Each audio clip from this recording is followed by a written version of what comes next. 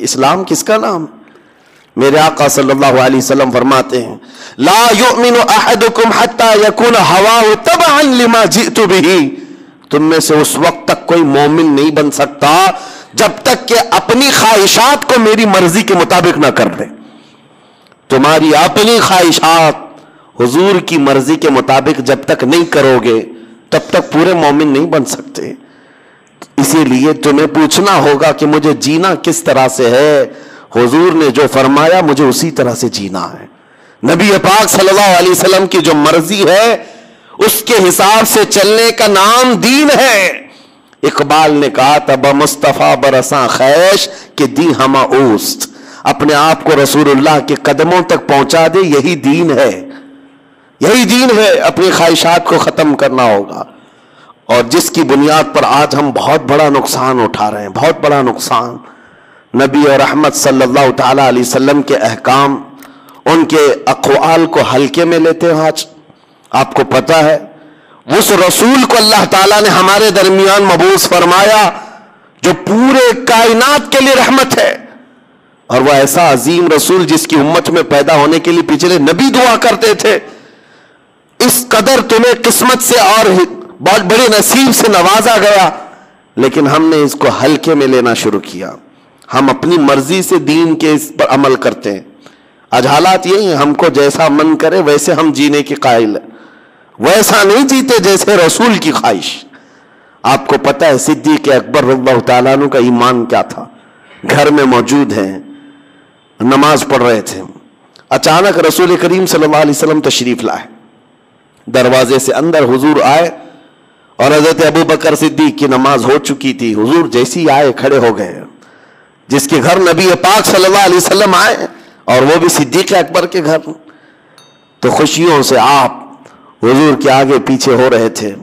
نبی پاک صلی اللہ علیہ وسلم سیدھے حجرے میں اندر گئے، وہاں ایک بکسہ رکھا ہوا تھا، چھوٹا سا ایک باکس رکھا ہوا تھا، اس کو کھولا تو اس میں کچھ مال تھا، کچھ رقم تھی۔ نبی پاک صلی اللہ علیہ وسلم نے وہ اٹھایا اور کہا ابو بکر یہ میں فلاں کام کے استعمال کے لیے لے جا رہا ہوں، یہ نہیں کہ اجازت ہے، لے جا رہا ہوں۔ صدیق اکبر کی آنکھوں میں آنسو آئے، کہا یا رسول اللہ رب کا شکر ہے، ابھی میں نے یہی دعا کیا تھا کہ مولا مجھے اتنی قسمت سے نواز دے کہ تیرا رسول میرا مال اپنا سمجھنے لگ جائے، میرا اپنا کچھ نہیں ہے۔ صدیق اکبر کہتے ہیں میری دعا قبول ہو گئی، آپ تشریف لائے، میں مال تو دینا چاہتا تھا، سب کچھ وقف کرنا چاہتا ہوں دین کے لیے، لیکن خواہش یہ ہے کہ سنا یہ گیا ہے کہ دینے والے کا ہاتھ اوپر ہوتا ہے، لینے والے کا ہاتھ نیچے ہوتا ہے۔ ابو بکر صدیق کہتے ہیں میں یہ بھی نہیں چاہتا کہ میرے نبی کا ہاتھ نیچے آئے، میرے مال کو رسول اپنا مال سمجھ کر خیرات کرے۔ ان کی اپنی خواہشات نہیں تھیں، انہوں نے دین کو، اپنے مال کو یہ نہیں بنایا تھا کہ میں جیسا چاہوں گا ویسا دین چلے گا، نہیں، میرے مصطفیٰ جیسا چاہے ویسا دین چلے۔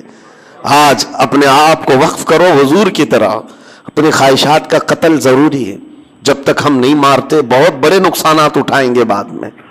آج جو پوری دنیا میں ہم نقصانات دیکھ رہے ہیں، ہزاروں کا قتل، ہزاروں کو مارنا، اس سب کا ایک کارن ہے، ایک سبب جو کھلا ہوا ہے کہ قوم مسلم اپنے نبی کے طریقے پر چلنا نہیں چاہتی، تو پھر کس رحمت کے انتظار میں؟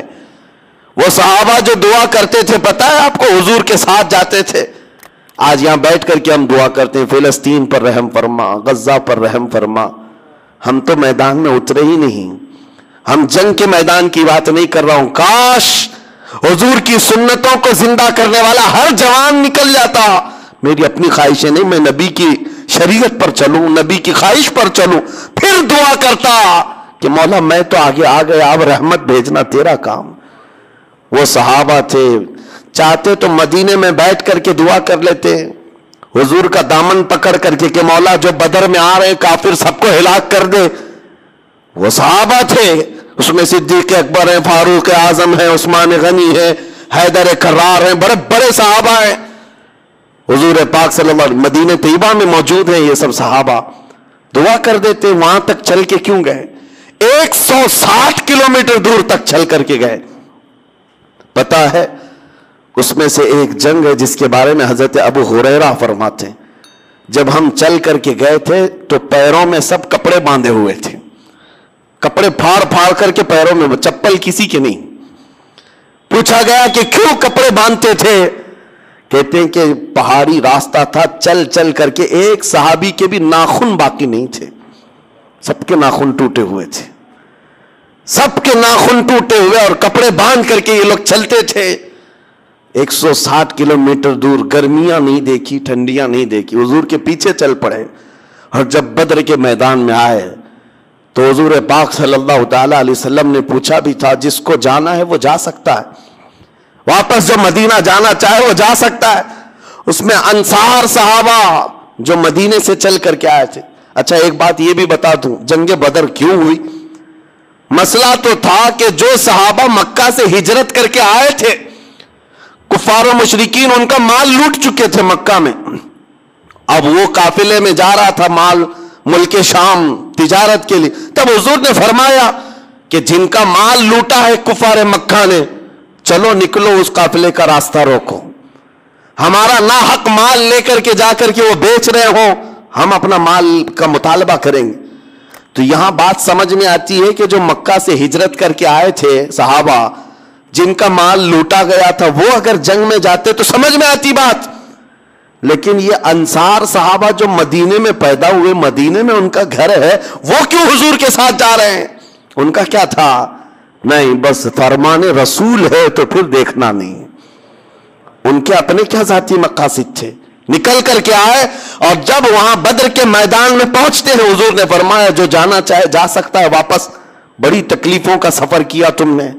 وہ صحابہ کیا کہتے ہیں؟ حضرت مقداد بن اسود ایک صحابی کھڑے ہوتے ہیں, کہتے ہیں یا رسول اللہ ہم بنی اسرائیل نہیں ہیں, موسیٰ علیہ السلام کی قوم نہیں ہے جنہوں نے کہا تھا اے موسیٰ آپ اور آپ کا خدا جا کر قوم جبارین سے مقابلہ کرو, ہم بیٹھ کر دیکھیں گے. اے رسول پاک ہم بنی اسرائیل نہیں, امت محمدیہ ہے. میرے آقا آپ تو مدینے سے بدر تک ہمیں لے آئے, مدینے سے یمن تک بھی لے جاتے تو ہم میں سے کوئی پیچھے مڑ کر نہیں دیکھتا. یہ دین یہ ہے, یہ دین ہے. مٹا دو اپنی ہستی کو اگر کچھ مرتبہ چاہو, حضور پاک کے قدموں میں آ جاؤ, اور اپنی خواہشات نہ ہو,